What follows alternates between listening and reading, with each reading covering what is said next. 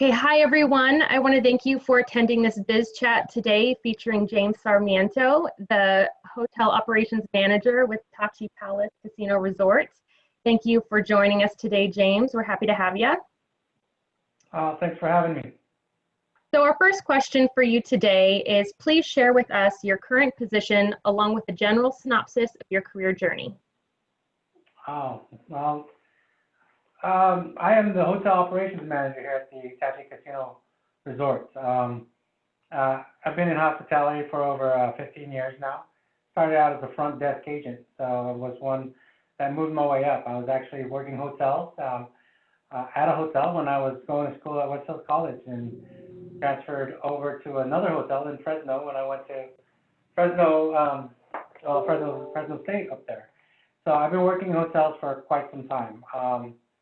I started as a front desk associate. I went to become a supervisor at a limited service hotel, and then when I moved up there to the hotel in Fresno, I had to take a step back. You don't always get to look for opportunity and remain where you are. So I went from a supervisor back down to an associate, but then I became a rooms housing coordinator, which works with our sales department. And after that, I got my first management gig. I was a front desk manager for quite some time. Front desk manager at 3 different hotels, including the one that I started out in Fresno at the Holiday Inn Fresno Airport. I was also a front desk manager over at the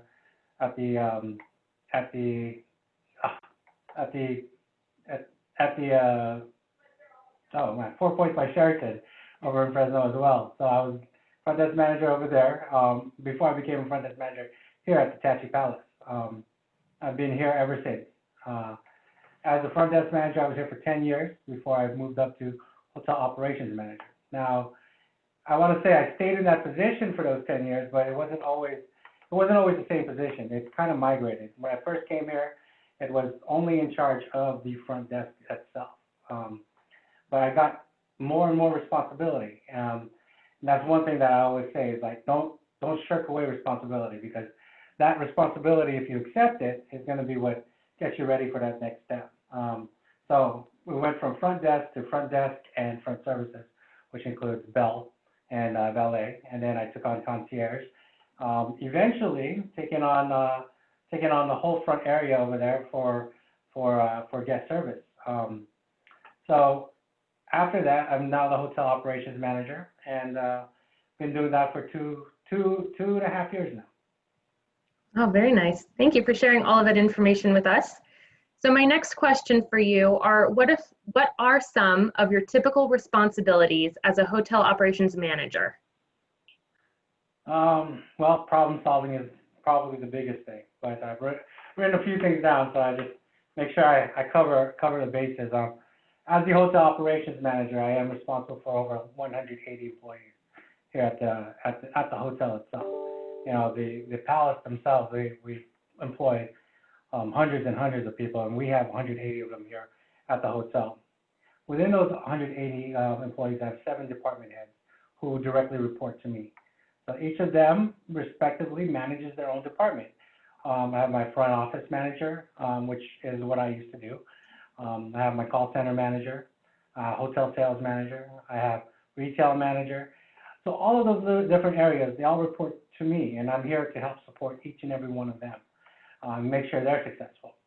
I kind of take a look at the big picture, and I do the division budget for the whole hotel and retail, and I do that by talking to all the different parties. So I kind of liaison between my managers and their needs, and different departments' needs, and my accounting team's needs, and whatnot. I try to put everything together to make it all fit. And so after doing that, I mean, you have your financial goals that you have to meet. So I meet with all my department managers and make sure that they understand what goals they have to meet. I set the benchmarks for them for each quarter, for each part of the year, so that we know that they're on track. This year excluded, of course, because this is not your typical year. So benchmarks are all out the window, and we're not following those at all. But that's what we do. I meet with them towards the end of every year to set goals for the following year, and then we meet on a monthly basis, making sure that we're meeting our benchmarks and whatnot that are coming up for each quarter. I also, I also plan and develop with product development. So I like any capital project that's out there. If we need new cabanas, or if we need a new software upgrade, or if we need a new software completely, I'm there to help research. I'm probably the primary researcher for my department heads, and then once I get like a few of the different options, we meet with my department heads, meet with my accounting team and all of them, and we start to plan it out. So from research all the way to implementation, installation, and even after installation, I kind of help each department get through that. And this is for capital projects. Anything above $5,000 for us is considered a capital project. So if it costs more than that, then we're putting it in. I just completed a door lock project that cost us close to $200,000 to complete. We did that during COVID. And one of the funny things is that we got the training while we were closed, and no one remembered the training, so I have to set up new training so that we can do it on a daily basis and not forget it. So, so you run into things like that, and that's kind of what I do. I take all those things and then I manage all the fires that come with it. Every day there's new fires that come with this or that, and I have to kind of just work through it and make sure that I'm planning to resolve those fires on either a daily or long-term basis. Usually my managers are doing the day-to-day. They're managing the day-to-day fires. They'll come to me if it gets too big or if they need advice. But if it's something, because not all fires can be put out, and sometimes it's just a Band-Aid. I'm there to make sure that it's not just a Band-Aid, that we have a long-term solution that will resolve their issues into the future and whatnot. So that's me. I'm the long-term guy. That's what I do as a hotel operations manager. The biggest thing is really supporting my team, because if they're successful, then that makes me successful. And that really means that I need to serve them. That means that I'm being a servant leader to them, and I'm understanding what their needs are and providing those needs for them. So that's kind of what the hotel operations manager does. Make sure that my leaders shine, and that they're able to be successful. Sounds good. Thank you. That was great. So then my next question for you is, what led you to pursue a career in hospitality? Twofold. When I was young, I thought there was two careers I always wanted to work when I was younger. When I was like you guys' age in college and whatnot. And one was banking, and then one was hotel. Just so happened I got a hotel job first and whatnot. And I gotta say, I didn't know if I was gonna stay in hotels as a career. I just thought that would be a very interesting job and to get into and to start off in. But opportunity knocks, and when you do your job and you take on responsibility, like I said, then people are willing to trust you with more responsibility. And so it just so happened that I started out in this career while I was in college, not knowing that it was going to be my career, but yeah, I loved it. I really liked it. I think there's a certain personality that you have to have for hospitality, and either you're gonna really love it or you're gonna really hate it. I'm gonna be honest. There's people that get into it and it's not for them. You do have to have like a certain personality of wanting to help people, but also have that thick skin of knowing that when someone's yelling in your face that they're probably having a bad day, and not to hold it against them. And yeah, so you have to have kind of that kind of mentality when you enter a field like hospitality, especially when you deal with hotels. And you'll get that. You'll get those highs where you made someone's day just by doing something simple, and you see it in their face, you see it in their comments. They'll email you back, and you didn't know you made that impact. You'll meet them on the street. This is a real story. You'll meet them on the street like years later, not even remember who they were, because you go through so many situations, but they remember you, and they tell you about that time that you helped them out, and that's what you live for when you're in this career. If you are that type of person that gets your energy from those types of experiences, then hospitality might be for you. You also have to have that thick skin though, because you'll have the opposite. You'll have those times where people are just so irate and yelling, but you can't do exactly what they're asking for, because you just don't have it. You're limited to the number of rooms you have. You're limited to the types of rooms you have. You're limited to to what you are available at that one time.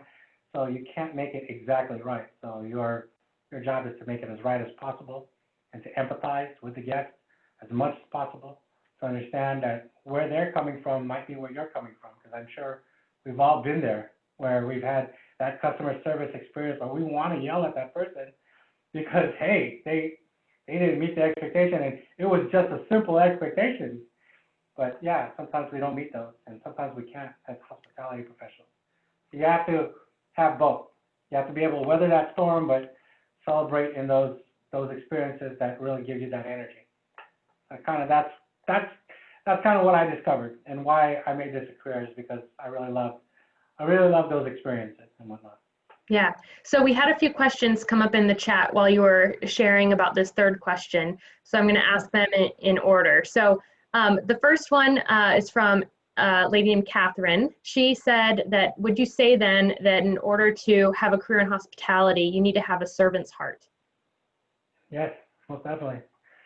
I think that's the biggest thing, is that service is key. Service heart is definitely key. We teach servant leadership here at the Tachi Palace. That's one of the things that we do. When anyone becomes a leader, if they're a line staff and they're preparing to become a leader, I have a succession program where I teach line staff. We call it RISE. It's Readiness and Supervisory Excellence. And that RISE program, we allow our line staff to enter into and start to learn what it means to be a servant leader.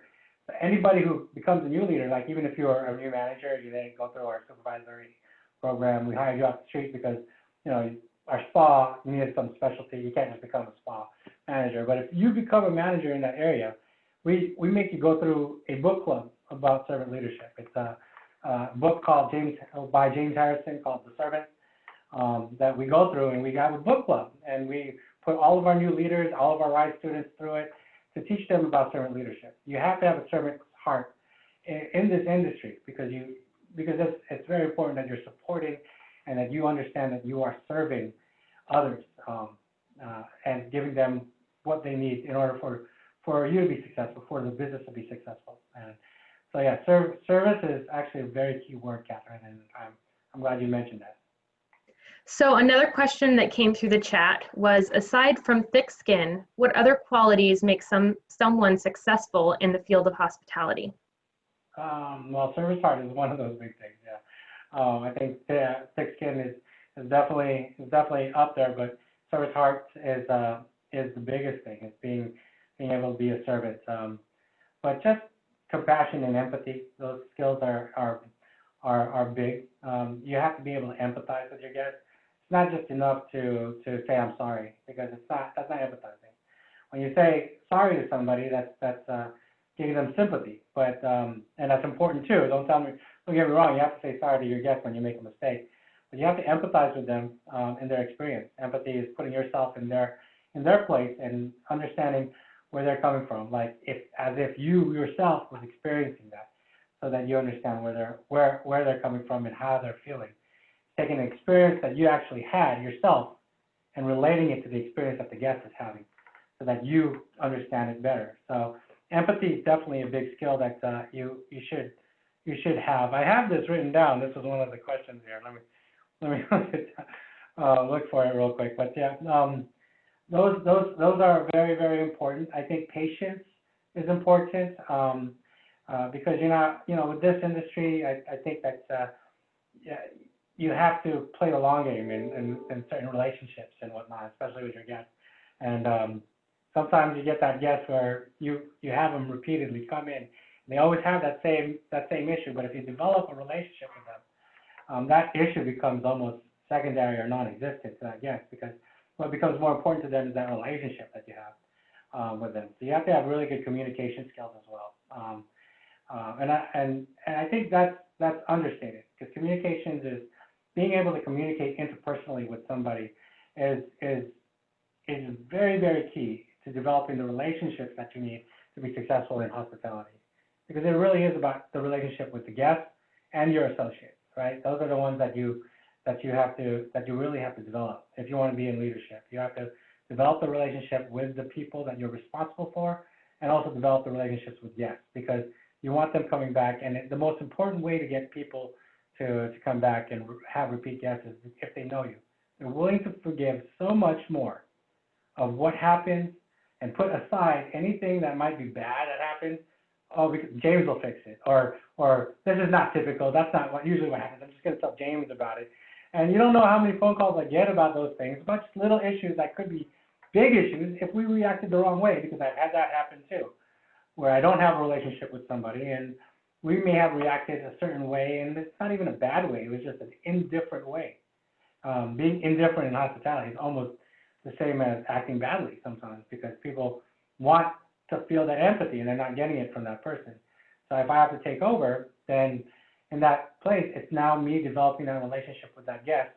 And not all of those opportunities are bad, because it does give me the opportunity to develop that relationship. And then if I do develop that relationship, that person will be more forgiving towards the whole property, not just me, but my staff as well. So that's always the goal. I think communication is definitely up there as a big important skill. So if you're asking me, service hearts up is probably number one.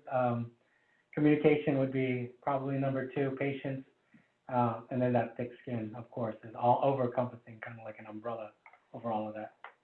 Sounds good. Thank you. So we did have another question that came in the chat field, and you and I talked a little bit about this topic when we talked over the phone, but this student is asking about internship opportunities with Tachi, and if there's any option or availability of that happening in the future. So I just think that you could speak to that a little bit about why that isn't the case right now.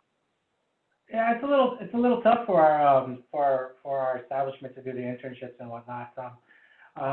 Every employee that comes through here goes through a rigorous background check, especially on the casino side. So they have to check credit scores and background checks and all of that. They have a lot of things that are requirements in order to actually work on the casino floor, or even here at the hotel. Hotel's a little less. We don't do a complete background check or whatnot. But I think they've shifted away from entertaining that idea just because of that, because they want to make sure everyone that goes through the process goes through it correctly and whatnot. And there might be opportunity in the future, but I'm going to be honest with you, in the near capacity, the best way to get experience with us is to apply for like a job, a part-time job or something like that, and just get that experience with us and whatnot.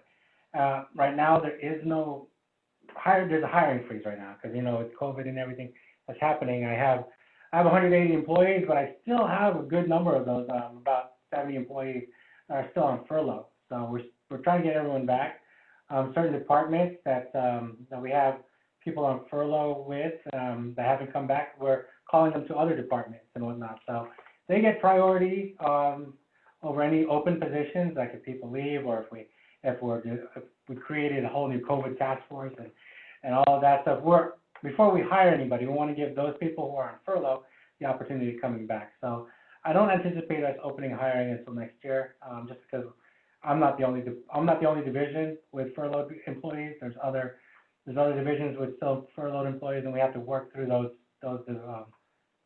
people first before we can open it back up for everyone to hire. But unfortunately, no internships or whatnot. I am available if anybody ever needs to contact me, and Tamara has my contact information. She's going to share it with you guys.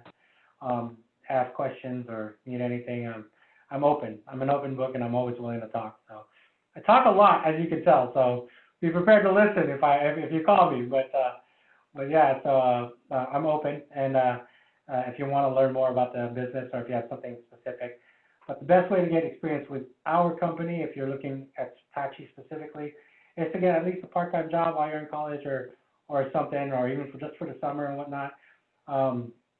Yeah, we had people who actually came and was like a pool attendant, and we always need more pool attendants during the summer, so we're hiring extra people. But we had people who would go to college and come back for the summer and just work the pool, and we would hire them right away because we knew we had them every year for like 3 years. So that's always a possibility as well. So once everything turns back to normal. Sounds good. Thank you so much. So my next question for you is, what does a typical day look like for you as a hotel operations manager? All right. it's always different. I got all kinds of fires.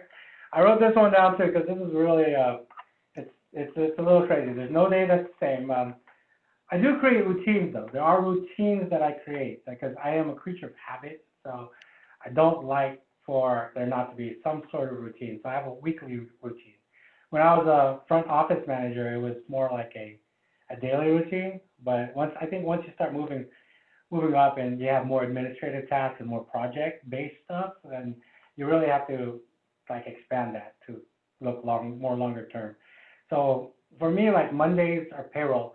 Like the first part of my day on Mondays, Tuesdays, and Wednesdays are always to repetitive tasks or meetings, right? That's what I said. I know on every Tuesday I'm going to have my revenue meeting that's set for the general manager of the property, me, my director, and the directors of other revenue producing departments.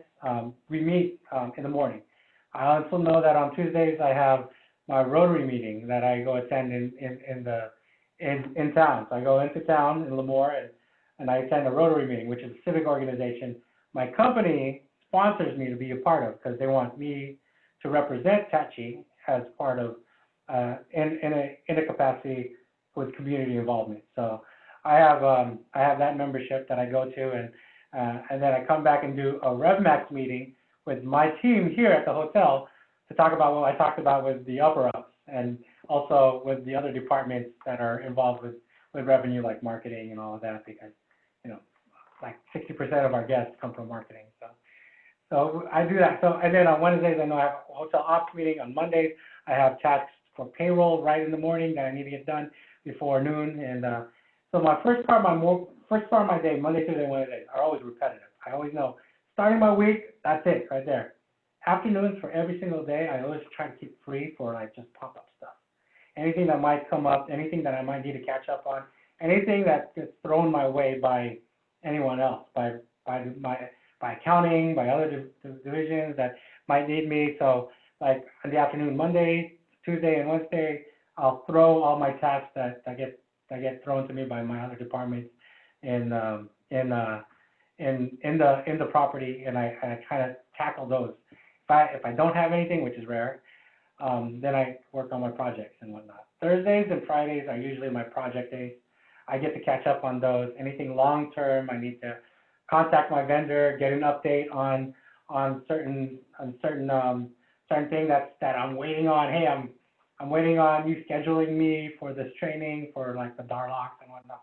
So I'll contact them, or I'll throw meetings like this into Thursday or Friday. I know that these are my free days. I don't have these are for me to catch up on, but also for me to schedule any vendors that might be needing to speak with me, any community stuff like with Rotary that I might need to catch up on, this BizChat. So this is just my free days, Thursday and Friday, but also my catch-up days. So that's my typical week.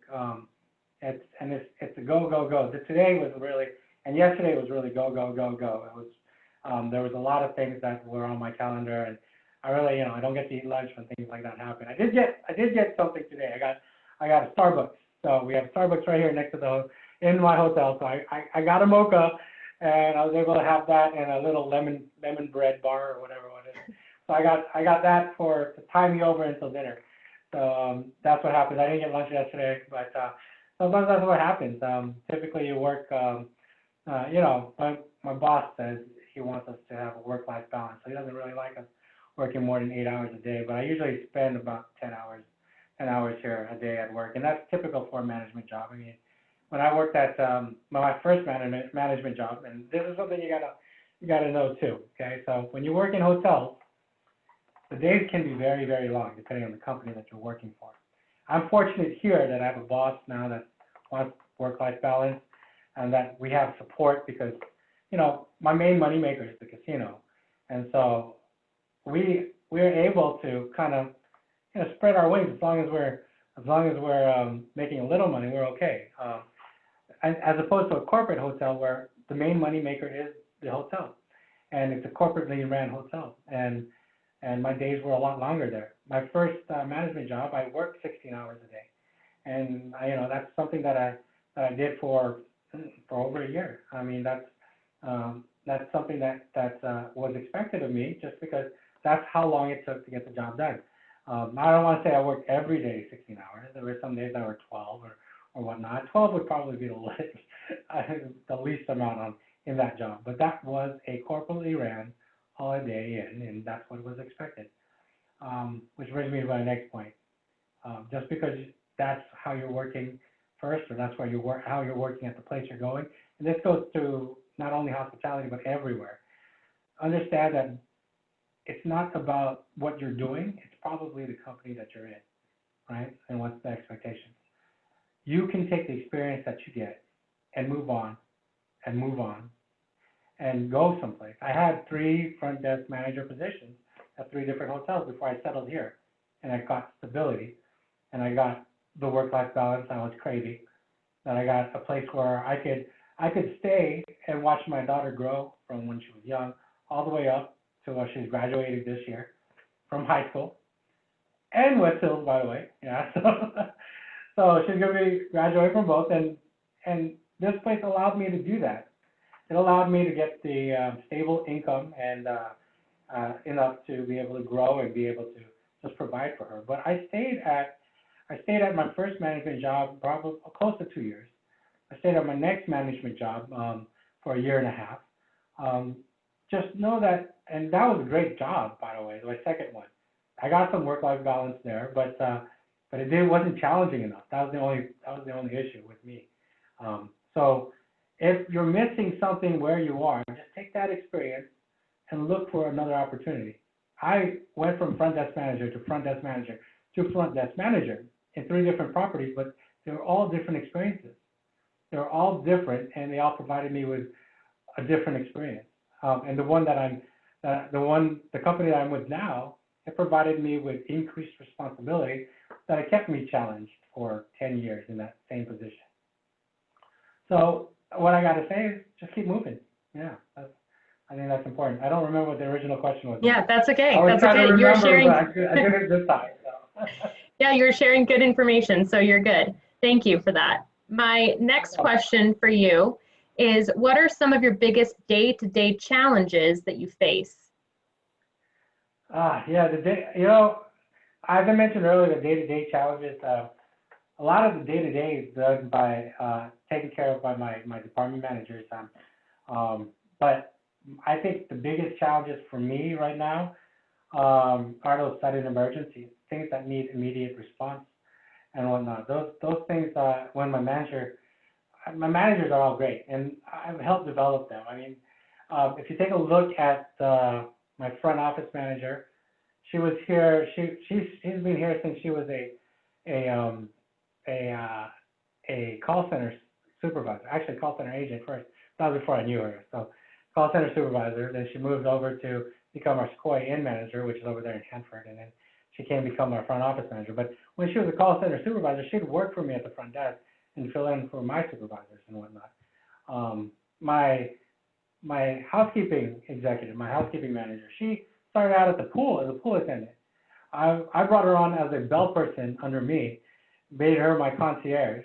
She became a front desk supervisor, and then finally my housekeeping manager. These are people that have worked with me for a considerable amount of time, 6, 7, 8 years. They're not all of them. I've had some new ones, but a lot of them have worked with me, and I've been able to help them develop. And they've kind of taken that responsibility and just ran with it. I mean, they are very self-sufficient. I'm very fortunate, but I think it's testament. If you help them become successful and stronger, then it makes your job a lot easier. It makes you be able to pursue more yourself, right? A lot of people like to manage in the sense that they kind of hoard the responsibility because they don't want anyone taking their job. Well, that's not what you want to do. You want them to be able to take your job. For me, when I leave here, I want somebody to be able to just step right in and be able to do what I'm doing, and that's what I'm preparing all the people that I'm responsible for to be able to do, just to step right in and take this responsibility. I was able to do that with my last previous position. When I left, Danica just came right in and whatnot. And then when my executive housekeeper left, one of the people that have been working with me, she just came right in. and was ready for that. And the most important thing was that leadership component, that servant leadership component. But yeah, that's what you want to do is to be able to prepare them. So I think the biggest challenge, going back to the question, I'll go back, right now is my COVID situation with all of my furloughed employees and whatnot. That's probably my biggest day-to-day thing, is managing all of that, getting phone calls from my people that are still out asking questions, because you don't always have answers. And just being able to encourage them still through this whole process, that's tough, and that's sometimes draining sometimes. And so I think if you're really asking me what my biggest day-to-day challenges right now, is going to be that, and also communicating safety procedures and all of that, and trying to take the fear level down for all the employees that are here, trying to create safety measures for them, and trying to communicate how they can be more safe and their contribution to providing a safe environment here for themselves, each other, and for our guests. So day to day, I think that would be the biggest day to day right now, if you were to ask me. Sounds good. Thank you. We did have a question come in the chat while you were sharing. Do the opportunities differ from Sequoia Inn and the Palace? Well, there was a time where Sequoia Inn reported straight to the tribe, so I would say that the opportunity did differ there. But at this moment in time, they're reporting right back over to the hotel, and I think that's going to be a permanent. That's going to be a permanent thing. We have used our Sequoia Inn property as a place to train our managers, our leaders, and whatnot early on. I could tell you that I've had 1, 2, and now 3 managers head over there that came from Palace and moved over there to get experience. All been supervisors over here and took on that manager role over there. It's a unique experience, because it really is a great experience, because you get to learn how a limited service property works. It's a lot slower paced, so you can really get to know the depths of it. And I started out in this industry in a limited service hotel, much like the Sequoia Inn, actually a little more backdated, because they didn't even have computers. Not that they couldn't have computers, the technology was there, they just chose not to have computers, so we did everything by hand. But yeah, the property there does offer the same amounts of opportunities. I know there's a few people there that have taken my ride class, and I'm looking, when we do have a supervisor position open here, to get over here, because I think they're great. And so they still have the same opportunities that we have here. They get Associate of the Month, just like everyone here. They get recognized. They get the same management model. Their leaders are trained on servant leadership, and so I would say right now they're just an extension of our hotel here. You might not get as much exposure because we don't see you every day. So when I do my rounds and I get to meet people and talk to them, because my typical day also, at the beginning of the day, I go through each and every area and I talk to everyone about their personal lives and whatnot and whatnot. That's actually what I do first. It's I go to wardrobe, I go to bell, I go to front desk, and I talk to them about not only their work day or what's been happening in their areas, but also about their personal life and how their daughter's been and how the husband, if they've been sick, how they're feeling now. So that's kind of the thing that you're going to miss if you're at Sequoia Inn, I think, is exposure to all the other managers. You do get your manager and your leadership team, but everyone else kind of doesn't get to see you. But we get exposure through them, and I do visit the Sequoia Inn sometimes. I still get to see everyone all the time. So I think that's the only thing that you'll probably miss over there. Is the hiring process, even for the Sequoia Inn, is it the same as it would be with Tachi Palace Casino Resort, or is it 2 different processes? Yeah, it's the same. We have people interview actually over here for Sequoia Inn. So they turn in their applications over here to the Palace. When hiring opens back up, they'll turn in their applications here. They tried it a little different. Like I said, they had that moment where it was reporting straight to the tribe, and then they turned applications in over there. Then they turned it into the tribe. Then we got it back. So when it reopens again, you'll be putting your applications here. You'll be interviewing over here. We typically interview all together, especially if we're looking for both Sequoia and Tachi. And then we ask people, hey, are you open to whatever opportunity? If they're open to it, then we try to pick the best people. Like sometimes we get people applying for Tachi and we have too many that we can't hire everyone, but we think that they're all great and we'd love to. We take that one person and say, hey, are you looking for somebody? So we stopped doing that. We just started interviewing together. So, and that way we could just move them where they might be needed. So, yeah, it's the same process for hiring. Sounds good. Thank you. So then my next question is, how has your education played a part in your career? So I am a Lamora High School grad, class of '96, and I am also a West Hills grad. So I am an alumni over at West Hills. I met my wife there. Yeah, so I met my wife there. My daughter goes there now. I'm West Hills through and through. So that has helped me a lot as far as moving forward and going and pursuing my bachelor's. I'm going to be honest with you. When I went to Fresno State, I didn't finish my bachelor's. I didn't get it done right away, and I focused on my career. I'll be honest with you too. I had a daughter early on, so while I was in college, and I decided to focus on my career and move up. But education was always a big part of it, even on the job education. So I've gotten, while on the job, getting professional education and moving that up and learning all about the different, philosophies and theories that are out there. Daniel Pink's motivation theory and Maslow's hierarchy of needs and all of that good stuff. You learn that in professional series, and so you take that with you and all of that. But I know that I've been very fortunate to be able to get to the level I am without the education of at least a bachelor's degree. I know that because looking at my next steps, I need to be able to get a bachelor's degree. That's what's required for my next step, to become a director of some place. So I did go back, and I'm currently enrolled at Fresno Pacific University, and we've got 2 classes left. COVID kind of shut me down for a little bit, but I got 2 classes left, and I'll be finishing up next semester, and so I'll be happy to graduate with my bachelor's the same year my daughter gets her AA and high school diploma. So class of 2021, baby.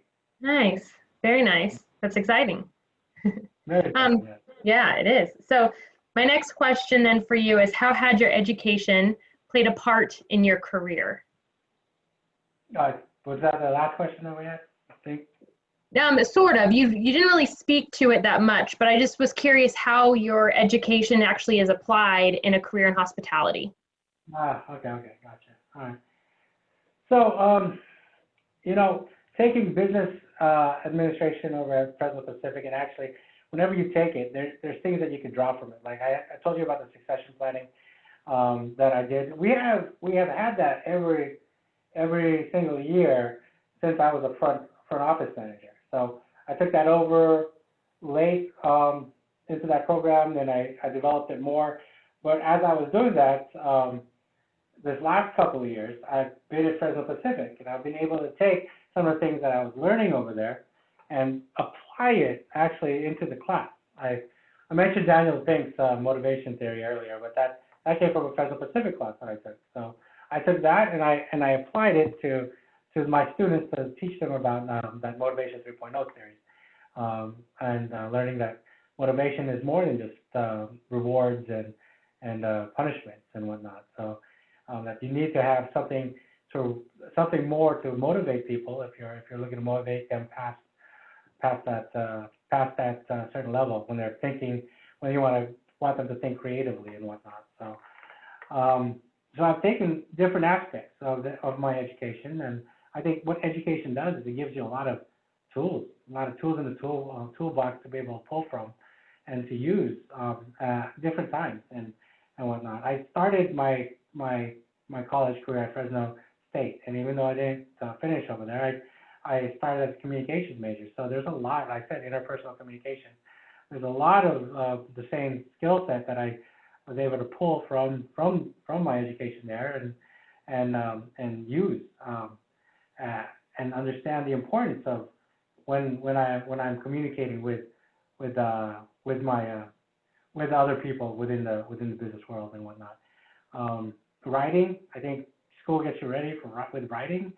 You guys know how much you guys write and whatnot, but understand that when you get into a professional setting, they want you to write concise. They want you to write with directness. They want you to write with clarity and what you're actually getting to the point with. And that's something that I think some of my early leaders struggle with. Some of my supervisors and whatnot that are still going to school and whatnot that I emphasize with them and whatnot. But I think writing really helps as well.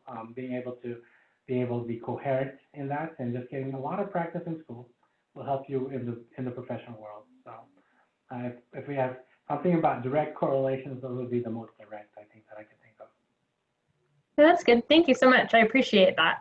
So we did have a question come into chat that I can answer actually. So the question is, which classes would benefit this career choice at West Hills College Lemoore? And we have a hotel, restaurant, casino management program that's available for students who are interested in hospitality. If you're interested in that, I'll put in chat my contact information at the end of the BizChat, and then we can touch base and I'll get you connected with people who can share more information with you about that program. Okay, so James, my next question for you is, what do you love most about your job? I love being able to see people grow.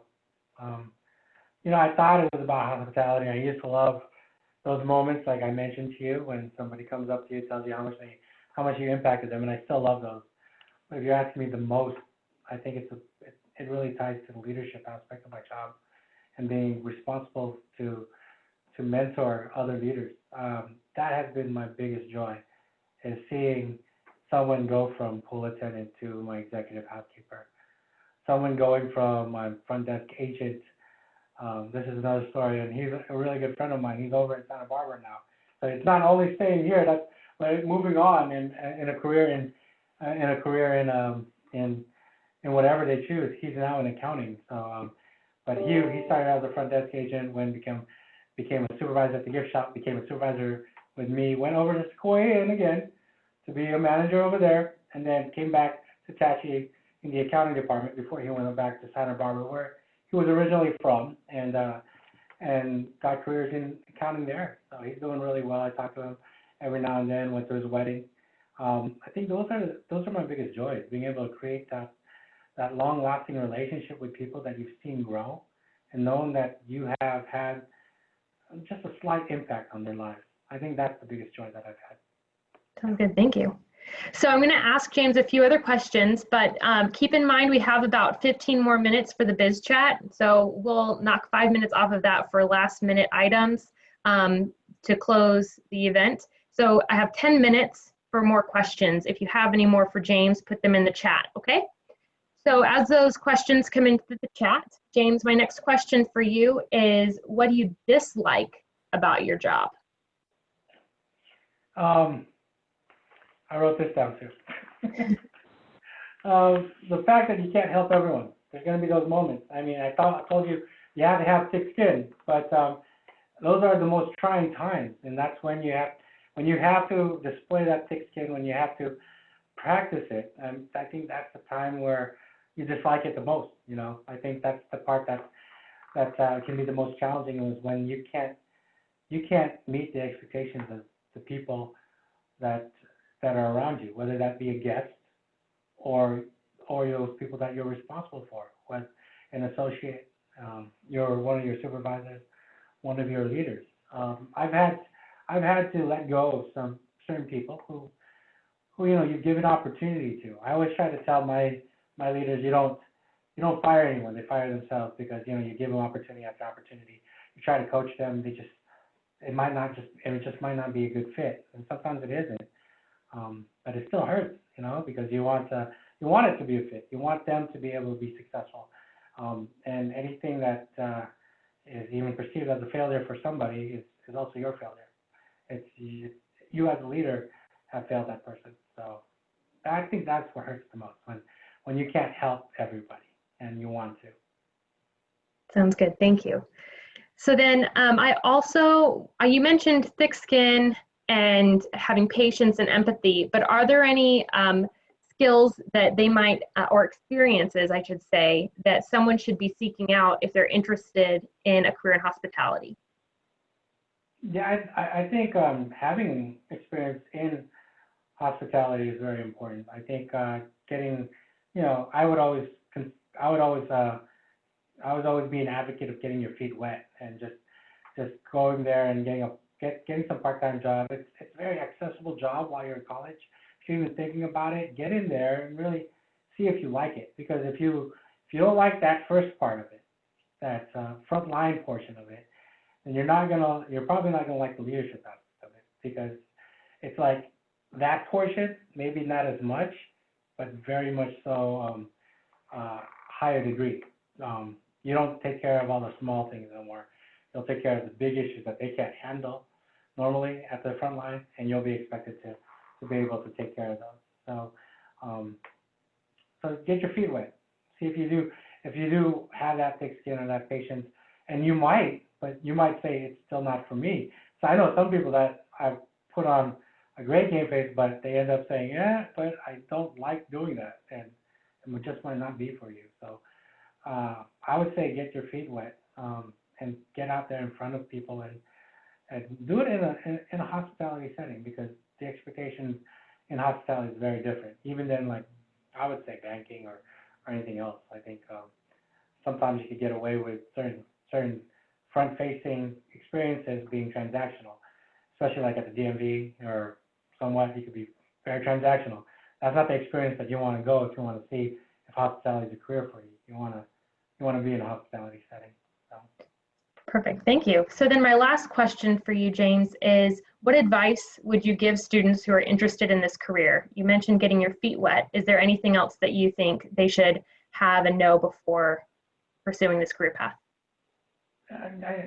Just getting your feet wet, working a part-time job. I also say to keep on moving, like I mentioned earlier. I think that being able to look for different opportunities is important.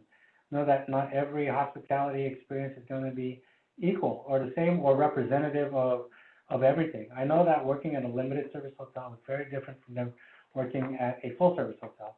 Working at my property at Alliance Staff is very different than working at other properties at Alliance Staff, at a corporate hotel or other properties that I've managed. We here are very fortunate. We're able to stack upon stack on labor and make sure that we're really focused on service. Not every place is. Working at a 4-diamond hotel, you probably get that same thing where your focus is there, and they'll stack labor upon stack labor to make sure that someone's there if you drop something in the lobby or something like that. But not every hotel is like that. So if you don't take one experience and think it's representative of everything, keep moving.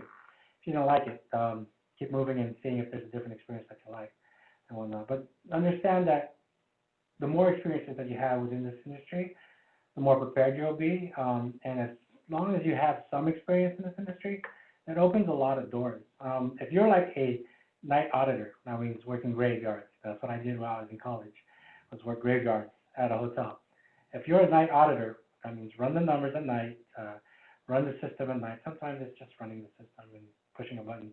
Sometimes it's working through the numbers and balancing the day. But if you're a night auditor, that probably means you could apply for any other night auditor job out there and get at least an interview, get your foot in the door. So that experience does bode well, especially at the beginning of your hospitality career. So get that experience and move with it, and then look for other people that have experiences in there. Not just managers like myself, not just people who've worked their way up, but people who are currently there working. The front desk person, the other night auditors, the bell person, whoever it might be. If you have friends that are working at a hotel, ask them about it. Or, hospitality is more than hotel. I mean, it's restaurants too and whatnot. And I've worked in restaurants and like I said, I'm now in charge of the retail department here. So it's everything. Hospitality kind of encompasses all of that. So ask questions, get experience, be open to understand that every opportunity is different, and not representative of the whole. There will be certain things that you can count on for everything, but every opportunity is, of course, unique in its own way. That's good. So our last question that we probably have time for today came in the chat. This person said that they like what you had to say about empathy versus sympathy. How do you coach your employees to be empathetic versus apologetic, especially when an apology isn't necessary or fitting? Yeah, empathetic is something that we struggle with a lot. Even after we train it, people are like, I said I'm sorry. Did you empathize? What was your empathy statement? And so, you know, it's hard because it's a feeling that you have to have, but sometimes you don't have that feeling. I'm going to be honest with you. Sometimes there's going to be guests that have some claim or some thought or expectation that you might find that is just ridiculous, right? And it's not, it's something that's out of the ordinary or whatnot. You still have to empathize. We tell our associates you still have to empathize. And if you think hard enough and empathize hard enough, you can find a relative that you could probably point to that say, oh yeah, that's like my uncle boy, or my uncle, my auntie, or whatever, what is, you know, it's just my auntie baby or whoever it might be. You could find a relative that you can say, yeah, I can empathize because I know them and I still love them, and I still know where they're coming from, and you can still empathize. We try to make it kind of more less theoretical and more practical by adding, like, you have to have an empathy statement, making sure you're using that and remembering to empathize when you're actually making that empathy statement. And the empathy statement has to be not I'm sorry, but it has to be more like something to the effect where, you know, I understand where you're going through. If that happened to my sister or if that happened to me, then I would feel the same way. By saying that, you are actually verbalizing that you are feeling what they're feeling. You understand what they're feeling, and that you're empathizing. I would feel that way when you say that, or I would feel this way if that happened to my sister, or if that happened to me. Helps you to get into that mode of actually visualizing and empathizing with the guest. So that kind of helps out in a way, and then you know, have them watch Brene Brown videos. I mean, that's something I like. I mean, there's a great video from Brene Brown that I teach it. I show it in my class whenever I do it. So look it up, empathy, Brene Brown, and that's like the go-to video for me. If you don't understand what empathy is, watch that video. You will understand what empathy is when you watch that video. And I probably stole the concept from her when I was explaining it earlier. So, you know. Sounds good. Thank you. That was great. That was great advice. I appreciate that. Well, that is all of our questions then for our biz chat. Thank you so much for sharing. I'm going to end the recording now, but everyone please stay on the call as there's a few housekeeping items before we all leave the biz chat today.